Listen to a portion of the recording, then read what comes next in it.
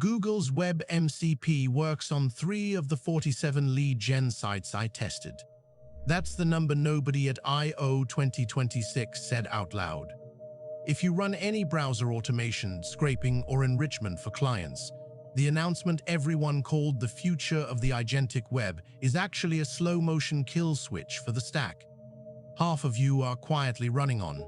I pointed my own pipeline at a mock WebMCP endpoint, measured the delta, and counted what breaks. I run this scraper in production every week, not in a slide deck. Here's the part the keynote skipped.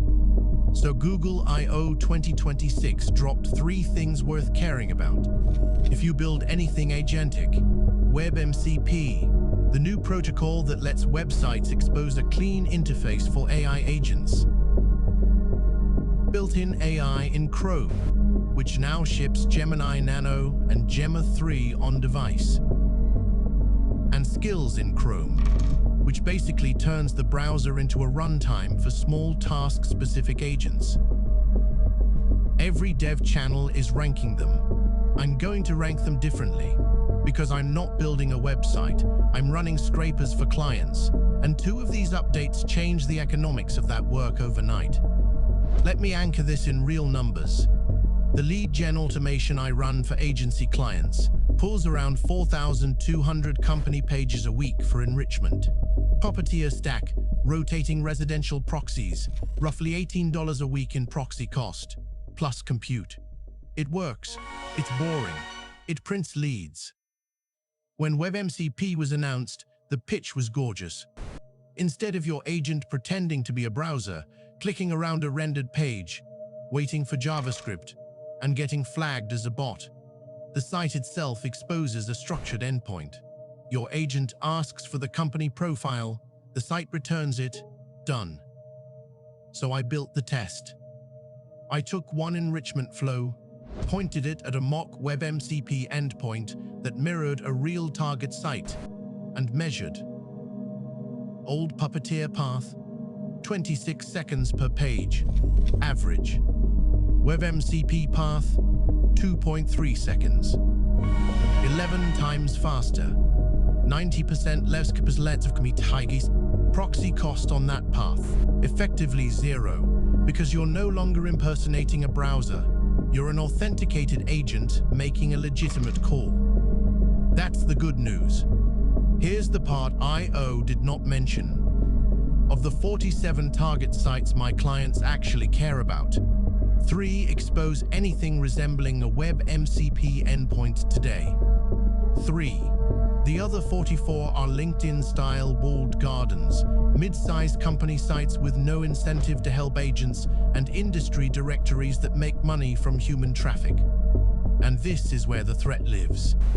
Because WebMCP is not just a nicer way for agents to read sites. It's a protocol-level signal. Once a site supports WebMCP, they can, and they will, start gating everything else. Any traffic that doesn't come through the protocol gets treated as hostile by default. Your Puppeteer script isn't just slow anymore, it's flagged, throttled, and eventually blocked at the edge. The agentic web has a dark side, and it's called protocol-based access control. Adoption curve on this is probably 12 to 18 months before it hurts. But if you're running a scraping-dependent business, you're now on a clock. The other 2 updates are actually the easy wins. Gemini Nano running on-device in Chrome means you can do classification, extraction, and summarization of scraped content without paying per-token API costs. I re-ran one classification job that was costing about $11 a week on the API. On Nano, in browser, it's 0, and it's roughly 6 times faster because there's no network round trip. Skills in Chrome is the sleeper. It lets you register small task agents that the browser can invoke. For internal ops, that's a free replacement for a bunch of small automation glue you're probably paying Zapier or Make for. So the practical takeaway, if you're a solopreneur or a small agency running any kind of browser automation, do not panic migrate to WebMCP. Adoption is too thin, Do audit which of your target sites are likely to adopt it first. The big platforms with agent abuse problems, LinkedIn, Amazon, Google Properties, they'll be first. For everything else, your Puppeteer stack has 12 months minimum. Meanwhile, move any classification, extraction, or summarization work off paid PIS and onto Gemini Nano in Chrome. That's the same week win, real money back. And start prototyping one skills-based internal agent just to learn the shape of it. Because that's where a lot of small business automation is going to live in the next year. Hot take. We're publishing the full WebMCP compatibility test, all 47 sites, at BizflowAI.io next week, so you can see exactly which targets in your stack are at risk. Hit subscribe and ring the bell so you catch it the day it drops. And if you're running browser automation for clients and want a second pair of eyes on your migration path, book a free 30-minute discovery call at BizflowAI.io. We'll map what breaks, what to move first, and what's safe to leave alone.